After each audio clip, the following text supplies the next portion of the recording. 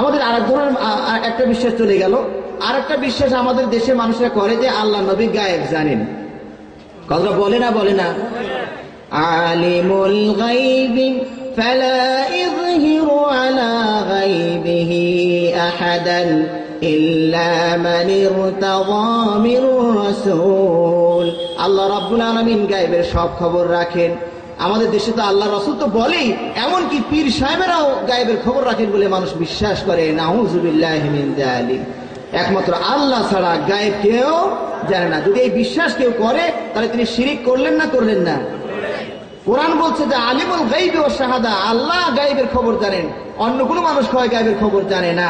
তারা কিছু দলিল দেয় যে আল্লাহ রাসূল সাল্লাল্লাহু আলাইহি ওয়াসাল্লাম বিভিন্ন গায়েব জানে, তার প্রমাণ তিনি অনেকগুলো ভবিষ্যৎবাণী করেছেন, সেগুলো বাস্তবায়ন হচ্ছে না হয় না? অনেকগুলো ভবিষ্যৎবাণী করেছেন, সেগুলো বাস্তবায়ন হচ্ছে না হয় না? ভবিষ্যৎবাণী বাস্তবায়ন হচ্ছে। এবং তিনি একবার মুতার যুদ্ধের ঘটনা আল্লাহ রাসূল সাল্লাল্লাহু আলাইহি ওয়াসাল্লাম মক্কায় বসে বসে রিলি করছিলেন। মুতার যুদ্ধে আল্লাহ রাসূল সাল্লাল্লাহু আলাইহি ওয়াসাল্লাম পরপর তিনজনকে সেনাপতি করেছিলেন। কোন যুদ্ধে কি তিনজন সেনাপতি থাকে নাকি? একজন থাকে।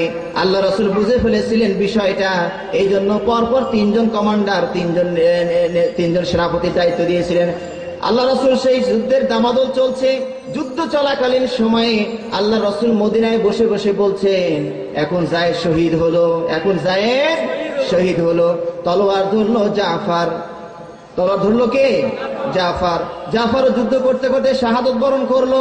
এবার তলোয়ার ধরেছে আব্দুল্লাহ বিন রাওয়াহা। এবার আব্দুল্লাহ বিন রাওয়াহা শাহাদত বরণ করলেন।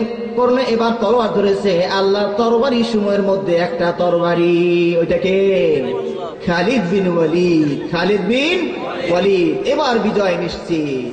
তিনজন সেনাপতি চলে যাওয়ার পর যুদ্ধের বিজয় আল্লাহ রাব্বুল আলামিন মুসলমানদের হাতে দিয়ে দিলেন। বলি আলহামদুলিল্লাহ। আল্লাহ রাসূল এই সংবাদটা দিয়েছিলেন কোথায় বসে বসে? মদিনায় বসে বসে সংবাদ দিয়েছিলেন। তাহলে রাসূল গায়েব জানে না জানে না? দলিল দিলাম তাও তো হাঁ কয় না।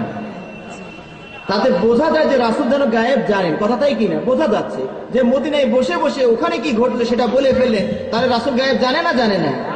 আমরা বলবো যে না, রাসূল গায়েব জানে না, তবে আল্লাহ যেটুকু জানান সেইটুকু তিনি বলতে পারেন। পার্থক্য বুঝতে পেরেছেন? অনেকে বলে যে না, রাসূল নিজেই গায়েব জানেন, রাসূলের পর থেকে ওই ফোকাসের মাধ্যমে পীর সাহেবরাও এখন বলতে পারেন গায়েবের খবর। নাউযুবিল্লাহি মিন যালিক। গায়েবের খবর কেউ বলতে পারবে না আল্লাহ ছাড়া।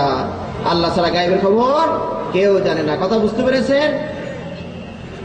আল্লাহ রাসূল সাল্লাল্লাহু আলাইহি ওয়াসাল্লাম যদি গায়েব জানতেন তাহলে তায়েফের ময়দানে যেতেন? তায়েফের ময়দানে আল্লাহ রাসূল কি আশা নিয়ে গিয়েছিলেন যে মক্কার বাসীরা আমার কথা শুনলো না, হয়তো বা তায়েফবাসী শুনতে পারে, তারা আমার দিনের দাওয়াত কবুল করতে পারে, এই আশাটুকু নিয়ে রাসূল তায়েফে গিয়েছিলেন কিনা? কিন্তু সেখানে গিয়ে কি হলো? উল্টা হলো কিনা? মক্কাবাসীরা যা করে নাই তার চেয়ে জঘন্যতম আচরণ করলো কারা? তায়েফবাসীরা। রাসূল যদি গায়েব জানতেন তাহলে কি তায়েফে যেতেন? মার খাওয়ার জন্য তায়েফে যাবেন? রাসূল যদি গায়েব জানতেন তাহলে কি উহুদের ময়দানে রাসূল যেতেন? তিনি যদি জানতেন আমির হামজা প্রাণের চাচাজানকে হারাতে হবে এই উহুদের ময়দানে গিয়ে, তাহলে কি আল্লাহ রাসূল উহুদের ময়দানে যেতেন না?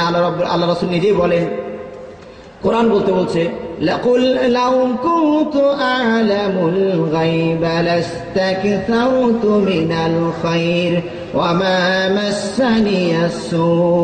আল্লাহ রাব্বুল আলামিন মুহাম্মদকে বলছে, হে নবী আপনি বলে দিন, আমি যদি গায়েব জানতাম তাহলে অনেক কল্যাণ আমি অর্জন করতে পারতাম, আর অনিষ্ট আমাকে স্পর্শ করতে পারতো না। কিন্তু রাসূলকে অনিষ্ট স্পর্শ করেছে না করেনি? সুতরাং আল্লাহ রাসূল সাল্লাল্লাহু আলাইহি ওয়াসাল্লাম গায়েব জানেন না।